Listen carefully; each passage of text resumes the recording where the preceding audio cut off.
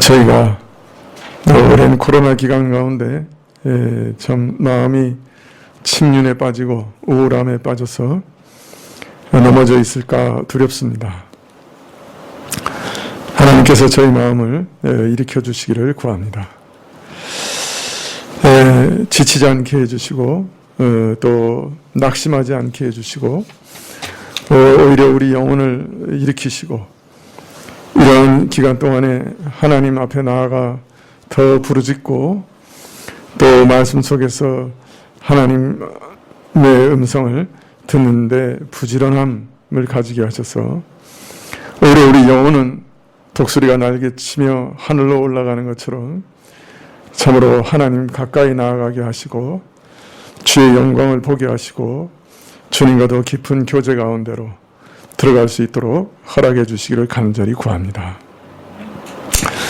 아버지 하나님, 우리가 여러 가지 죄악이 있지만 게으르고 나태한 죄가 가장 심각한 죄라고 할 수 있을 것입니다. 참으로 우리 같은 악한 죄인이 게으르고 악하면 주님께 나아가는 일을 등한히 하게 될 것이고 참으로 우리 영혼을 구원하는 일에도 게으르고 악하여 멸망하게 될 것입니다.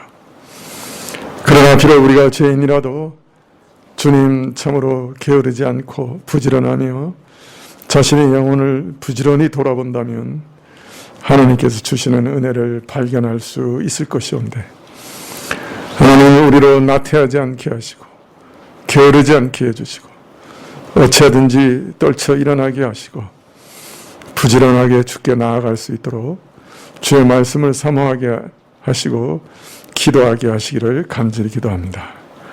저희를 게으르고 악한 죄에서 구원하여 주시옵소서. 아버지 하나님, 명절을 맞이해서 많은 교우들이 또한 부모님과 친인척을 만나러 내려갔사온데 오가는 길을 지켜주시기를 원하고 주님 참으로 남편들에게는 지혜롭게 하시고 부녀들도 참으로 인내하게 하시며 또 지혜롭게 하셔서 참 모든 가족들이 화목한 가운데 사랑을 나눌 수 있도록 허락하여 주시옵소서. 주님, 코로나가 참 득세하고 점점 더 그 세력이 강해지는 것 같으나 하나님께서 우리를 지키시면 저희가 머리카락 하나도 상치 않을 줄 믿사오니 주님 우리 교우들을 다 지켜주시기를 원하고 그 생명을 보호해 주시기를 또 그 산업을 지탱케 하시기를 다시금 기도드립니다. 하나님 또 중요한 위정자를 대통령을 뽑는 선거가 이제 다가오고 있는데 주님 우리 국민들 참 표를 행사하는 모든 사람들에게 참 지혜를 빌려주셔서 하나님 분별의 영을 주시고 참으로 투표할 때 잘 투표하여 참 올바르고 국민을 위하여 헌신할 수 있는 위정자를 뽑을 수 있게 하시고 또 참 국제적인 정치의 파고가 점점 높아지는데 이런 가운데서 국민의 주권과 자유와 재산을 지켜낼 수 있는 그런 대통령을 주님 주시기를 간절히 기도드립니다. 우리 청소년들의 앞날을 주님께 의탁하고 저들의 길을 인도하여 주시고 열린 문을 두시기를 다시금 기도하옵고 저희 헌물을 받으시고 찬송을 받으시며 말씀을 주시기를 다시금 기도할 때 예수님의 이름으로 기도합니다. 아멘. 말씀은 마태복음 17장 1절부터 5절까지 말씀입니다. 마태복음 17장 1절부터 5절입니다. 신약 28쪽인데요.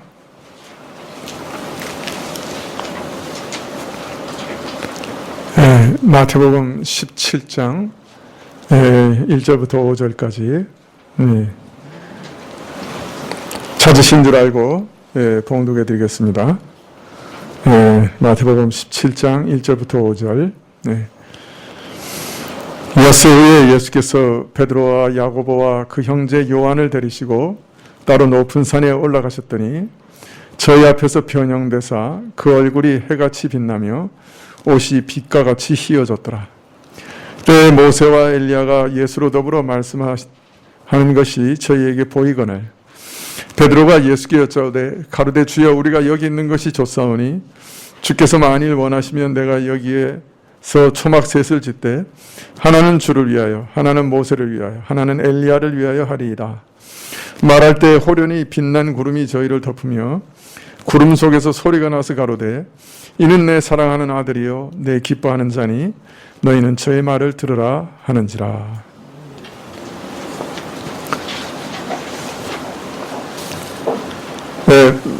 예수께서 베드로와 요한과 야고보를 데리시고 기도하시기 위해서 높은 산에 오르셨습니다.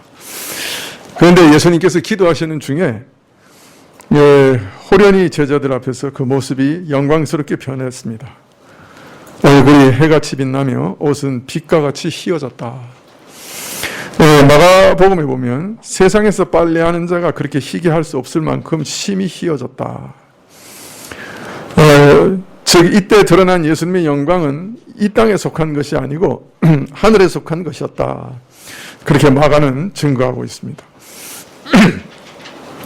지금 예수님께서는 자신의 신성을 하나님 되심을 이런 방식으로 드러내 보이셨던 것이죠. 가이사랴 빌립보에서 베드로가 주는 하나님의 아들이시다, 베드로가 주는 하나님의 아들이시라 고백한 후에 한 엿새 후에 예수님께서는 하나님의 아들로서 자신이 가지신 신적 영광을 그의 신성의 일부를 이처럼 드러내셔서 베드로가 자신의 고백의 의미가 무엇인지를 더 분명히 깨닫게 하셨던 것입니다.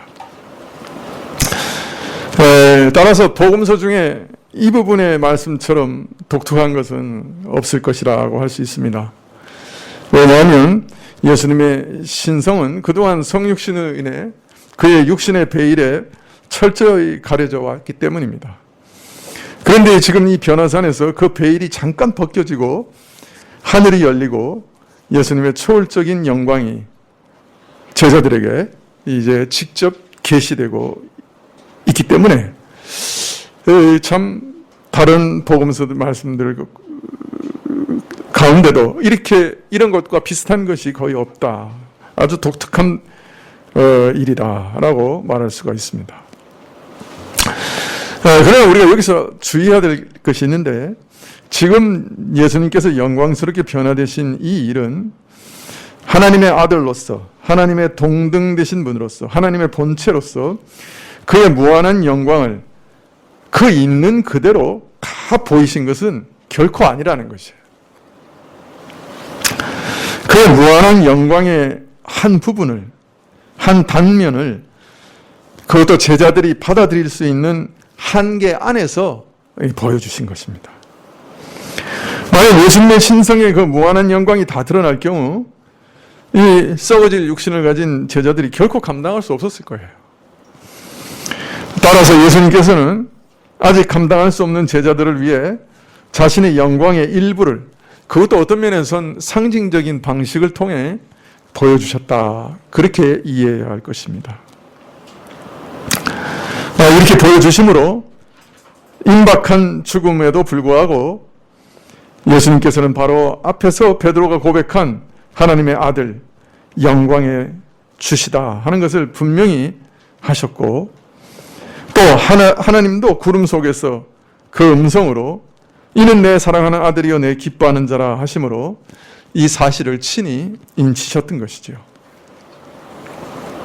자, 그런데 예수님께서 이처럼 변화산에서 호련히 변화하신 것은 자신의 신성의 한 단면을 보여주심으로써 예수님의 참된 영광을 어렴풋이나마나 감지하도록 하셔서 앞으로 십자가에서 죽으신 분이 바로 이런 영광스러운 하나님의 아들이시다 하는 사실을 보여주시는 것이 그 목적이었습니다마는 그 목적 중 하나였습니다마는 이처럼 변모하신 일에는 자신의 신성을 보여주시는 것뿐만 아니라 또 다른 목적도 있었습니다.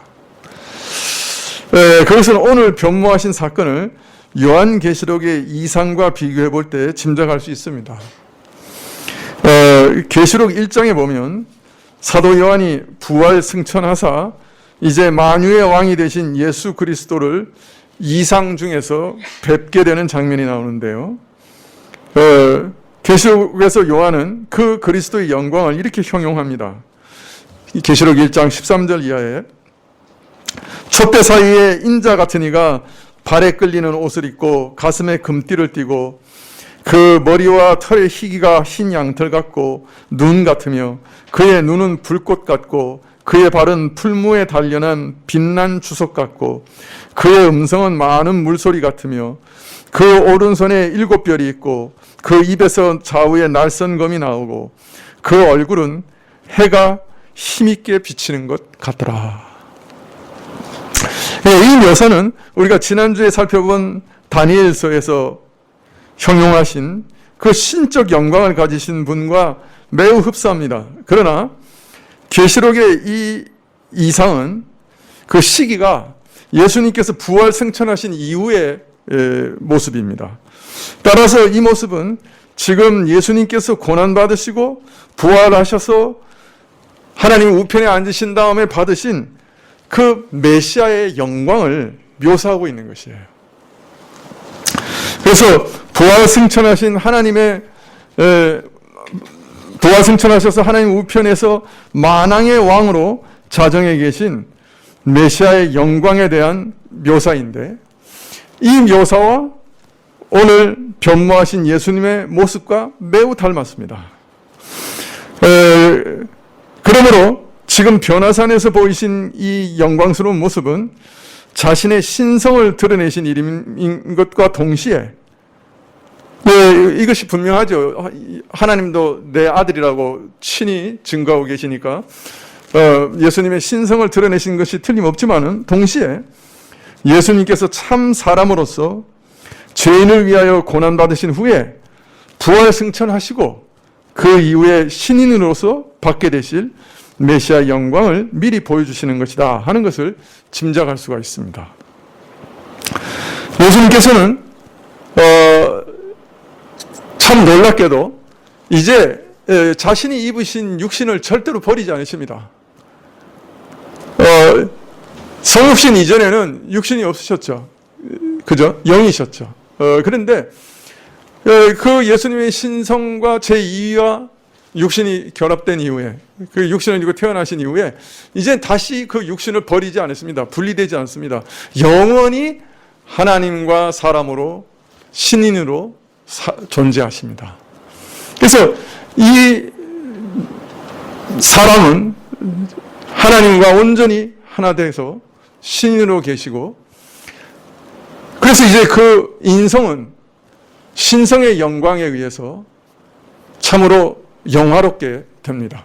여러 번 말씀드렸지만은 쇠가 아주 밝고 뜨거운 풀무 속에 들어갔을 때 그 쇠마저도 달아올라서 그 불꽃 속에서 똑같은 불꽃을 또 똑같은 열과 빛을 드러내는 것처럼 예수님의 신성과 온전히 연합된 인성은 이제 완전히 그 영화롭게 되어서 이제는 사람들의 경배를 받으시고 온전히 그 하나님으로서의 모든 영광을 다 받으실 수가 있게 된 것이에요. 그래서 그 인성마저도 완전히 영광스럽게 되셔서 그 신인으로서의 메시아의 영광을 온전히 드러내고 계시는 것입니다. 그래서 육신을 입으신 분으로서 하나님 우편에 앉으시고 또 거기서 왕으로서 그 참 메시아로서의 모든 영광을 다 드러내시고 계신 것이죠.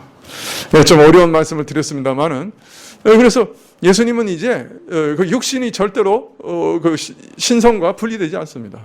완전히 이제 영원히 신인으로서 존재하시면서 또 우리가 그래서 천국에 가면 그 예수님의 육신을 입으신 그 인성을 그대로 다 보게 될 거예요.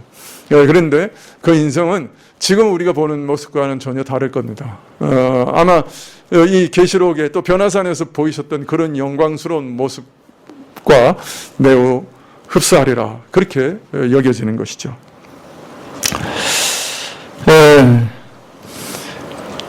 따라서 변화산에서 변모하신 일은 지금까지 감추신 신성의 영광을 드러내시는 동시에 드러내어 보이시는 동시에 장래에 나타날 메시아의 영광도 미리 보이신 표적이라 할 수 있습니다. 그리고 마태복음 16장 28절에 바로 앞에 절에 여기 섰는 사람 중에 인자가 그 영광을 가지고 오는 것을 볼 자도 있느니라 하셨는데, 예수님께서는 변화산에서 그 왕권을 가지고 오시는 메시아의 영광, 그 자신의 영광을 이처럼 미리 보여주셨다라고 할 수 있는 것이죠. 지금 제자들은 예수님께서 예루살렘에 올라가셔서 장로들과 대제사장들과 서기관들에게 많은 고난을 받고 죽임을 당할 것이라고 하는 예고와 3일 만에 다시 살아날 것이라는 부활의 예고를 듣고서 혼란과 불안에 사로잡혀 있었습니다. 이런 제자들에게 메시아가 죽음과 부활 이후에 받으실 영광을 미리 보여주심으로써 주께서 잠시 고난을 받고 죽음을 당할 것이지만 궁극적으로는 다시 부활 승천하사 영원한 승리자가 되실 것을 미리 맛보게 하셨던 것이죠. 그리고 미리 이것을 경험한 제자들이 십자가 부활 이후에도 예수님께서 미리 그러한 것들을 다 보여주셨다고 하는 것을 증거하게 하셨고, 그래서 이 일이 참으로 하나님의 놀라운 계획 가운데 이미 예고되었고 또 그것을 미리 보여주셨고, 그리고 또 그 일이 성취되었다 하는 것을 증거하게 하셨던 것이죠. 그리고 이 일에 직접 참여한 제자들에게는 이 부활과 승천에 대한 소망을 품게 하시고 저들을 설득하기 위해서, 십자가에 대해서 아직도 부정적으로 생각하고 있는 제자들을 설득하시기 위해서 이런 일들을 보이셨다, 그렇게 말할 수가 있습니다. 자, 동시에 예수님께서 장차 받으실 메시아의 영광을 이처럼 미리 보여주신 것은 바로 앞에서 예수님께서 말씀하신 주를 믿고 따르는 자들이 받게 될 영광의 상을 미리 보여주신 것이라고 할 수 있습니다. 16장 27절에서는 예수님께서 인자가 아버지의 영광으로 그 천사들과 함께 오리니 그때 각 사람대로 행하리라, 이렇게 약속하셨는데요. 행한 대로 갚으리라, 이렇게 약속하셨는데요. 이 일이 어떤 모양으로 이루어질 것을 미리 보여주신 것이 또 이 변화산 사건이라고 할 수 있습니다. 그래서 예수님께서는 바로 앞에 두 가지를 약속하셨는데, 하나는 왕권을 가지고 오는 것을 미리 경험할 자도 있다, 이렇게 얘기하셨고, 또 하나는 이 인자가 영광으로 올 때, 천사들과 함께 올 때 각 사람이 행한 대로 모두 갚아줄 거다, 이 두 가지를 바로 말씀하셨는데, 그것을 그대로 보여주시는 게 사실 변화산 사건이에요. 그래서 왕권을 가지시고 오신 그 영광을 미리 보여주시고, 또 이 사건을 통해서 앞으로 우리 신자들이 받을 영광도 미리 보여주시는 겁니다. 이렇게 변모하신 사건을 이해할 수 있는 것은 요한 1서에 있는 말씀 때문인데요. 요한 1서 3장 2절에 이렇게 말씀하고 있습니다. 요한 1서 3장 2절에 보면 사랑하는 자들아, 우리가 지금은 하나님의 자녀라. 장래에 어떻게 될 것은 아직 나타나지 아니하였으나 그가 나타내심이 되면 우리가 그와 같을 줄을 아는 것은 그에 계신 그대로 볼 것을 인함이니 주를 향하여 이 소망을 가진 자마다 그의 깨끗하심과 같이 자기를 깨끗하게 하나니라. 요한일서 3장 2절에 보면 이렇게 얘기하고 계세요. 너희가 지금, 너희 신자들이 지금 이 땅에서 이미 하나님의 자녀가 되었다. 또 하나님의 자녀의 신분으로 살아가고 있다. 그러나 앞으로의 모습, 장차 신자에게 나타나게 될, 장차 신자에게 주어질 그 영광스러운 모습은 아직 드러나지 않았다. 말을 바꾸어 말씀드리면 지금 현재 신자의 모습은 그 최종적인 모습, 완성된 모습이 아니라는 말입니다. 물론 지금 현재도 신자는 하나님의 자녀들로서 세상 사람들은 전혀 상상도 못하는 전혀 다른 모습으로 살아가고 있습니다. 사실 세상 사람들은 신자들을 도무지 이해할 수 없어요. 신자들의 가진 믿음을 이해할 수가 없어요.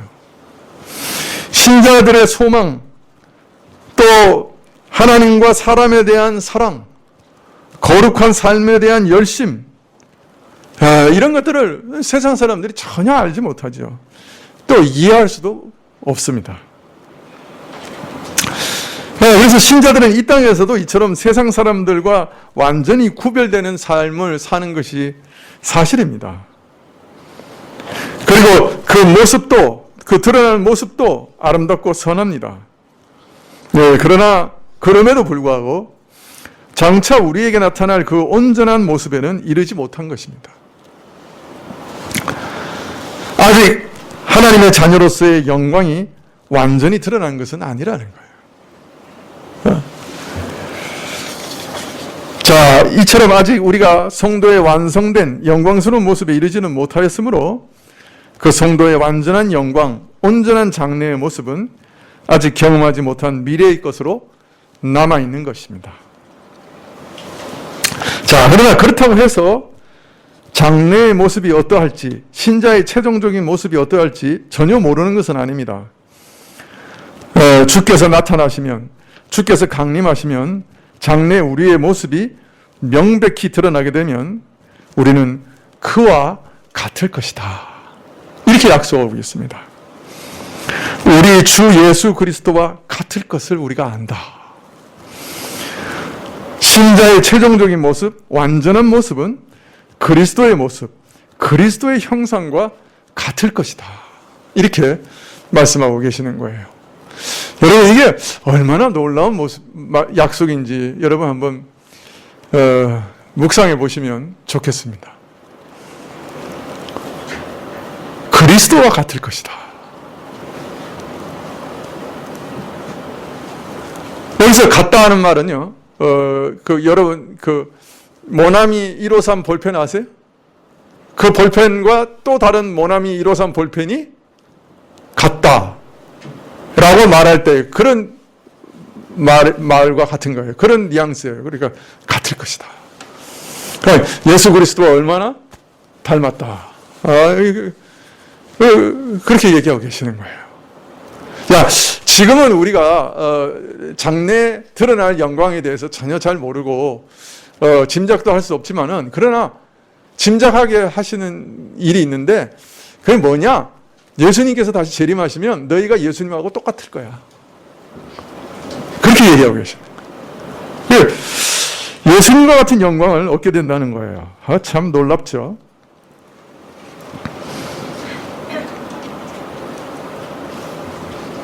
신자의 최종적인 모습, 그 완전한 모습은 그리스도의 모습, 그리스도의 형상과 같을 것이다.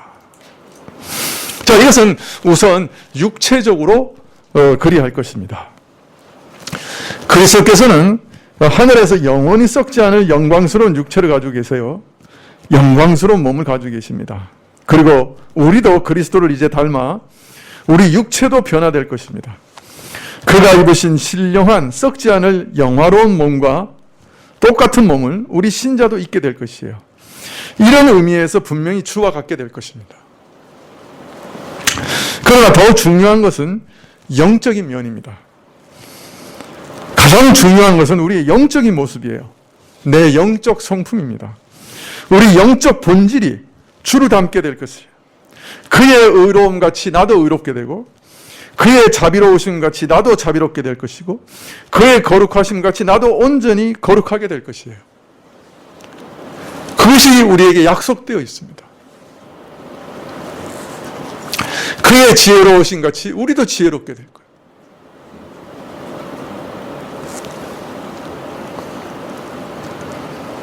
그러나 오해하지 말아야 될 것은, 우리가 영육간에 이처럼 그리스도와 같게 될 것이지만 그리스도의 신성 그 자체에 참여하는 것은 아닙니다. 삼위 하나님의 신성에 참여하는 것은 아닙니다. 어디까지나 우리는 피조물입니다. 그러나 지금 변화산에서 보이신 이 메시아의 영광에 참여하게 될 것입니다. 우리 육신도 변화되고 우리 성품도 그리스도를 닮아 그리스도의 성품, 신의 성품에 참여하게 될 것입니다. 자, 그러나 처음부터 말씀드렸던 것처럼 변화산에서 보이신 것은 어디까지나 상징이요, 표입니다. 표적입니다. 그러므로 우리가 어떤 모습으로 변화될 것인지 변화산에서 보이신 그리스도의 모습에서 온전히 유추하는 것은 어렵습니다. 그러나 분명한 것은 바울이 식물의 씨와 꽃이 차이가 나듯이 우리 육신마저 그날에 변모되어 영원히 썩지 않을 영광을 얻을 것이다, 이렇게 약속하고 계시기 때문에 예수님의 이 변화된 모습에서 어느 정도 우리 육신도 어떻게 변화될 것인가 하는 것을 짐작할 수는 있습니다. 바울이 그렇게 얘기한 거예요. 여러분 혹시 그 백합 씨앗을 보신 적 있으세요? 백합 씨앗을 보신 적 있으세요? 백합꽃 씨앗을 보신 적 있으세요? 네. 이게 꺼놓고 아주 울퉁불퉁하고 정말 못생겼어요. 이것이 백합의 씨라고는 도저히 상상할 수 없을 그런 모습이에요. 근데 그걸 땅에 심으면 그 사람들이 놀랄 만한 그런 아름다운 꽃이 그 씨에서 자라나죠. 그죠? 그 참 향기롭고 우아하고 아름다운 그 백합꽃이 그 씨로부터 자라나는 거예요. 바울이 말하기를 우리 지금 이 육신은 그 씨와 같다 그래요. 그렇게 못생기고 그렇죠. 그래서 장차 우리가 받을 그 영원한 영광은 그 씨를 봐서는 도저히 상상할 수가 없다. 그 씨와 백합꽃 차이만큼 우리 지금의 육신과 영화롭게 될 예수님의 부활 이후에 우리가 주실 그 영광하고 그렇게 차이가 날 거다, 이렇게 말씀하고 계시는 것입니다. 자, 그래서 이처럼 예수님을 믿는 신자들은 이러한 참 소망을 가지고 살아갈 수가 있는 것이죠. 지금 내 모습도 분명히 하나님의 자녀로서 살아가는 모습이지만 그러나 이 땅에서는 그 모습이 완전하지 못하죠. 이 땅에서는 항상 부족합니다.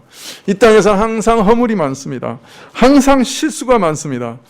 그래서 항상 후회도 많은 삶입니다. 여전히 불완전합니다. 그러나 주께서 강림하실 때 나는 우리 주님과 같을 거예요. 그 앞에 흠도 점도 없는 온전한 사람으로 서게 될 겁니다. 그리고 영육간에 그의 영광에 동참하게 될 겁니다. 이러한 소망을 가지고 살아가게 되는 것이죠.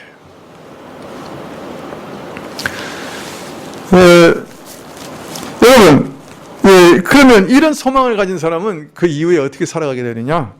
요한일서 3장 3절에 바로 이어서 말씀하시기를 주를 향하여 이 소망을 가진 자마다, 주를 향하여 이 소망을 가진 자마다 그의 깨끗하심과 같이 자기를 깨끗게 하느니라. 마지막 날 주와 같이 될 것을 믿고 기다리는 사람은 주의 성결하심 같이 자기를 성결하게 힘쓴다, 이렇게 얘기합니다.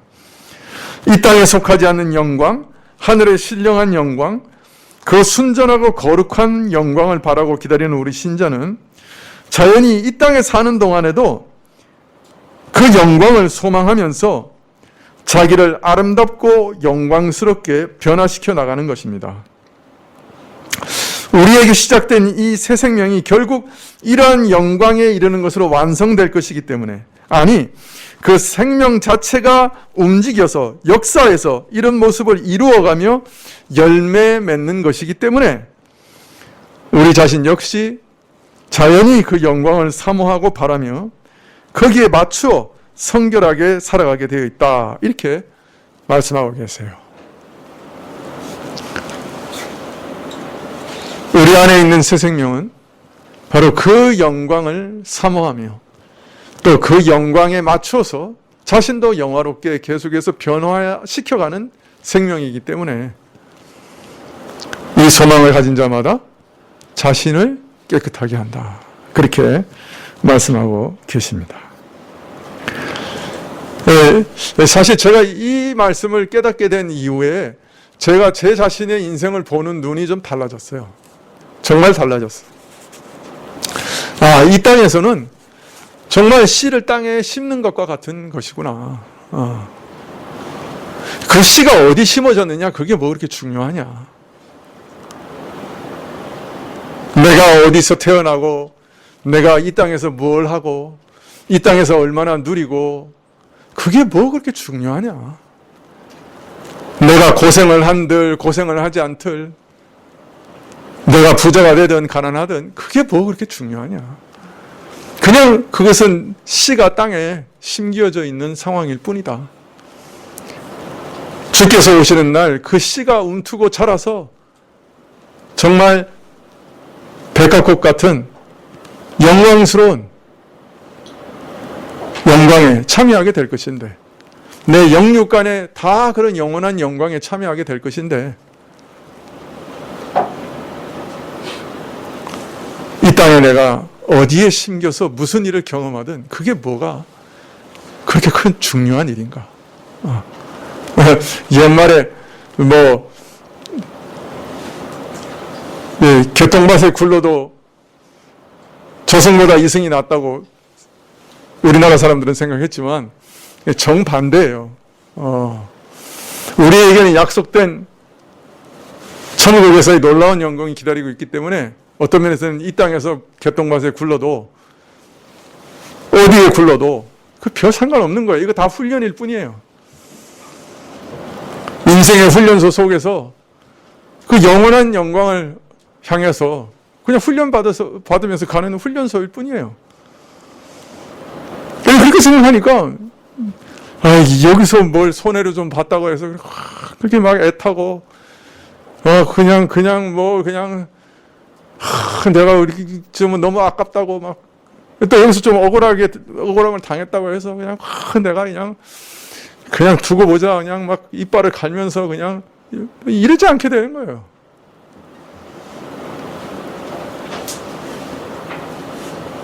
이 소망을 가진 자마다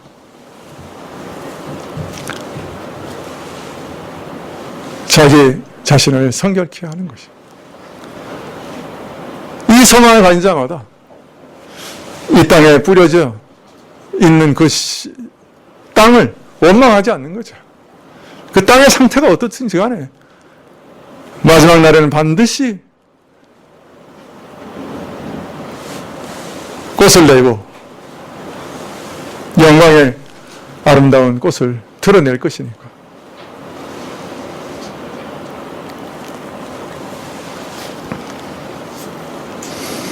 이처럼 예수님은 오늘 변화산에서 변모하심으로 제자들이 자신을 메시아로 믿고 따르는 것이 옳은 일이요, 저들의 헌신과 믿음의 대상도 오르며 이 메시아를 따르는 자들에게는 영원한 영광이 보장되어 있다 하는 것을 명백하게 증거하셨습니다. 비록 이제 예루살렘에 올라가셔서 고난을 받으시고 죽을 것이지만 궁극적으로 부활승천하셔서 메시아의 영광과 왕의 권세를 얻으시고 또한 당신을 따르는 자들에게 영광을 주실 것을 보여주고 계신 것이지요.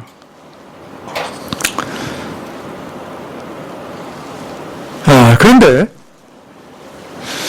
변화산에서 일어난 충격적인 사건은 예수님이 이처럼 변모하신 것에 그친 것이 아니었어요. 예수님께서 이처럼 호련히 변모하신 사건 이후에 일어난 사건을 오늘 말씀 3절에 기록하고 있는데요. 마태복음 17장 3절에 때 모세와 엘리야가 예수로 더불어 말씀하시는 것이 저희에게 보이거늘. 직역하면 그리고 보라, 모세와 엘리야가 그들에게 나타났으니 예수님과 더불어 말씀을 나누었다. 그리고 보라,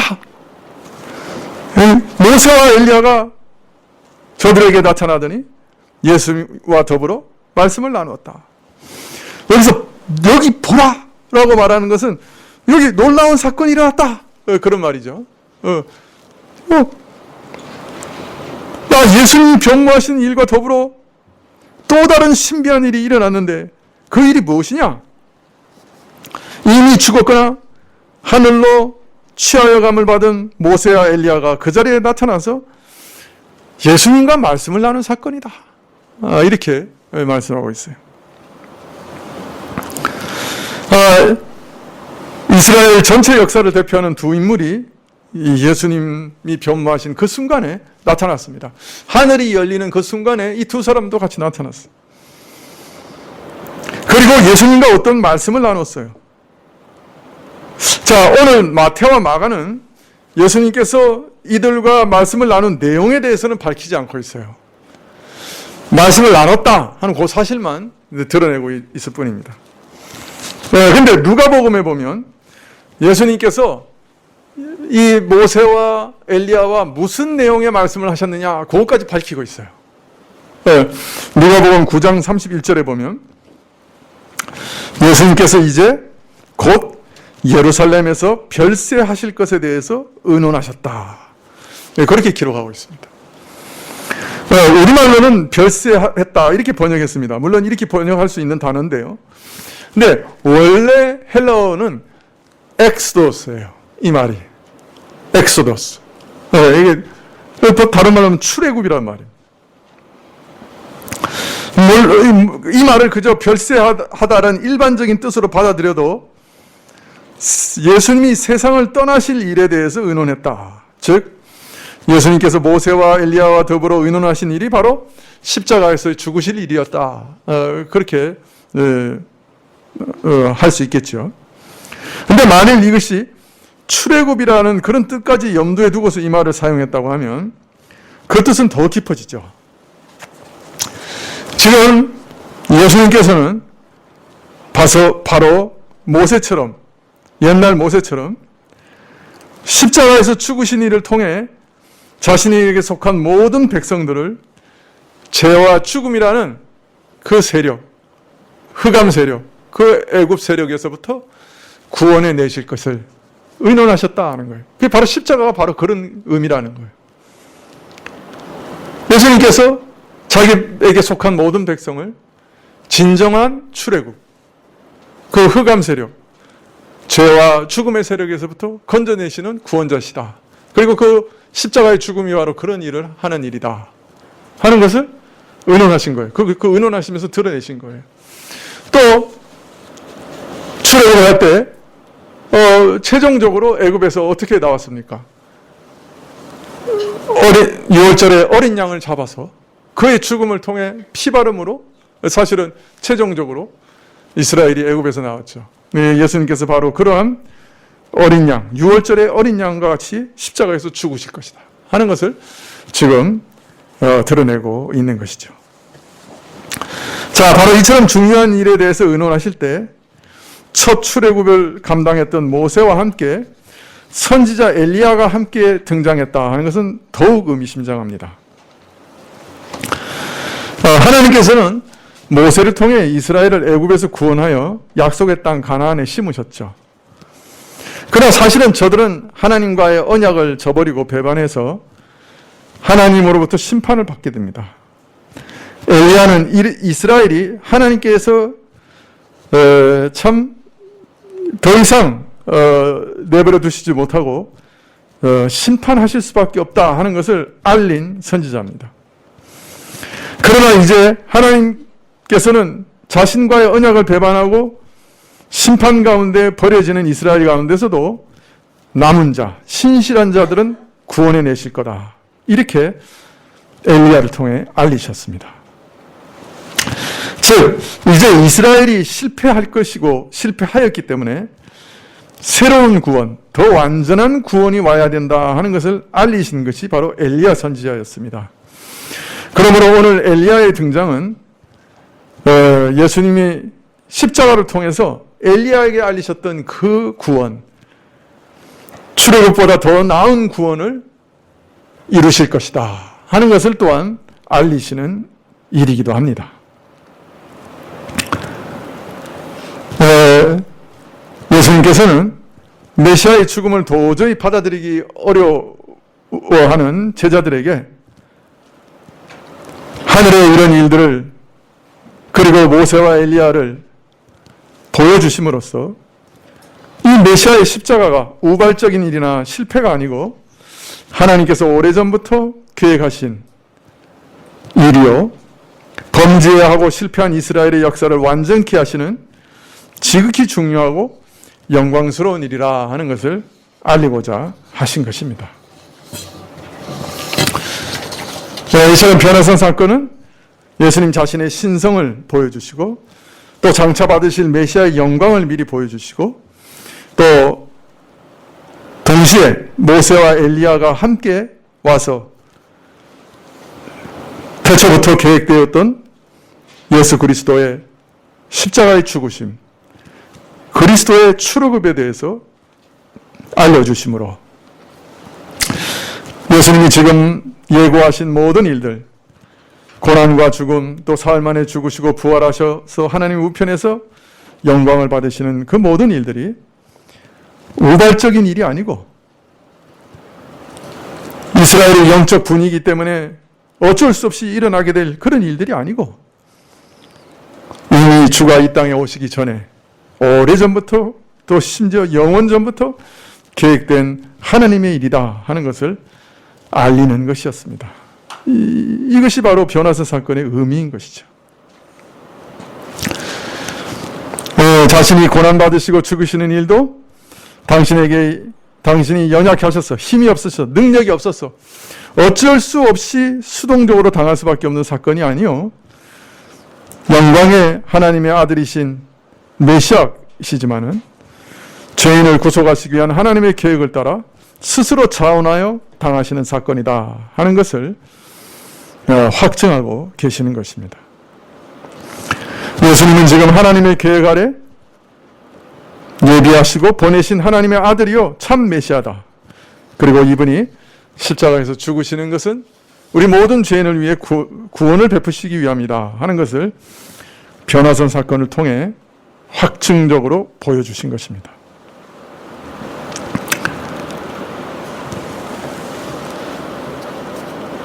또 이것은 역으로 얘기하면 참 제자들에게 있어서 십자가와 부활이라고 하는 것은 얼마나 받아들이기 어려운 일이었는가 하는 것을 역으로 보여주는 사건이기도 합니다. 예수님께서 말씀하시고 또 이러한 변화산에서의 이적을 통해서 또 거듭 보여주시고 또 모세와 엘리야를 통해서 십자가에 대해서 다시 설명하심으로 또 설득하시고 제자들을 계속해서 거듭거듭 설득하고 계신 것이죠. 따라서 오늘 변화선 사건은 우리에게도 참 예수님은 누구신지, 또 예수님의 죽으심과 부활하심이 얼마나 중요하고 또 얼마나 필요한 사건인가 하는 것을 거듭거듭 가르치시고 또 최종적으로 인치시는 그런 말씀이다 이해할 수 있을 것입니다.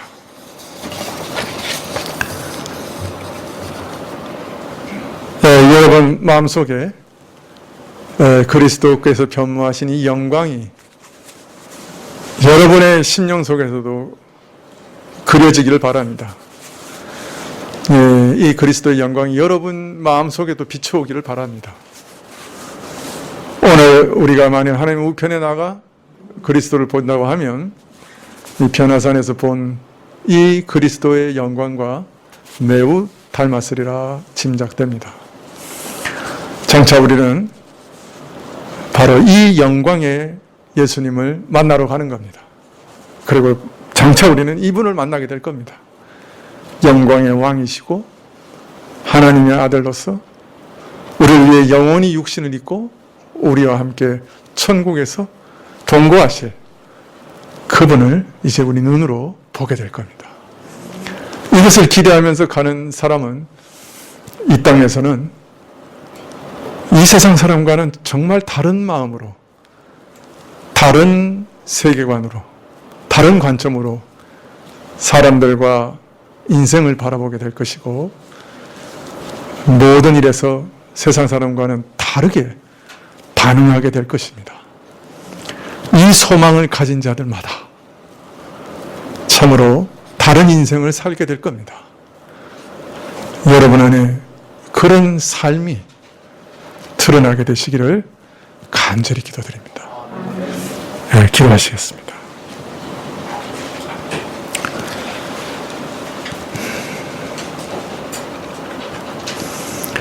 우리 인생은 이 세상의 사람들과는 다른 목적이 있고 다른 목표가 있고 영원히 썩지 않을 것, 영원한 영광을 향해 달려가고 있는 것 우리에게 알려주시니 감사합니다. 주여, 간절히 바라옵고 원하옵기는 우리 성도님들, 이 말씀을 듣는 모든 성도님들 마음에 이 그리스도의 영광을 향한 소망을 허락해 주십시오. 한 걸음 한 걸음 이 주님을 만나기 위해, 그리고 나도 이 주님과 같아지는 그날을 위해 믿음의 길을 부지런히 달려갈 것을 참으로 결심하는 우리 성도님들 다 될 수 있게 해주시기를 간절히 기도드립니다. 예수님의 이름으로 기도합나이다. 아멘. 네, 찬송가 27장입니다. 새 찬송가도 27장입니다.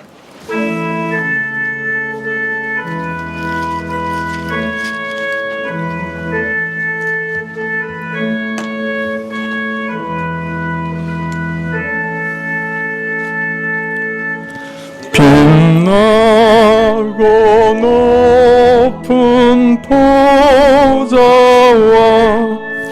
그 위에 앉으신 주 예수 얼굴 영광이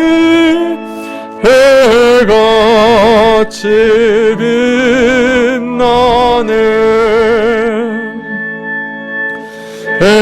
해같이 빛나네. 지극히 높은 위엄과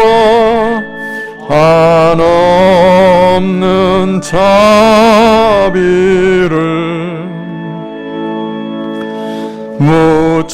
무천사 소리 모아서 늘 찬송 드리네.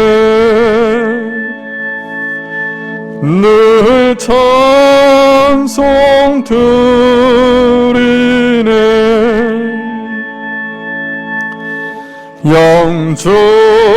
영적을 나를 살리려 그 영광 버리고 그 부끄러운 십자가 날 위해 지셨네.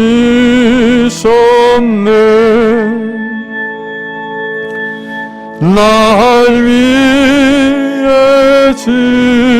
지셨네. 나 이제 생명 있음은 주님의 은사요. 저 사망 권세 이기니 큰 기쁨 넘치네. 큰 기쁨 넘치네.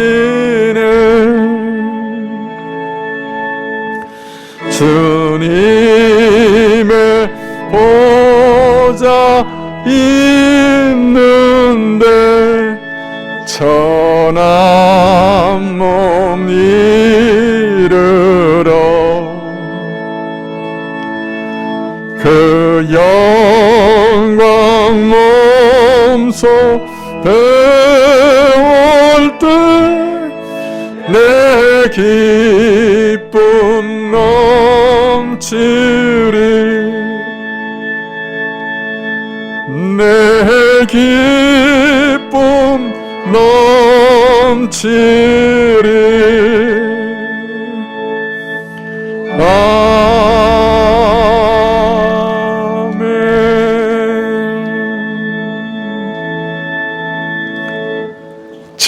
우리 주 예수 그리스도의 은혜와 하나님 아버지의 크신 사랑과 이 은혜와 사랑을 깨닫게 하시고 누리게 하시는 성령님의 교통하시고 역사하심이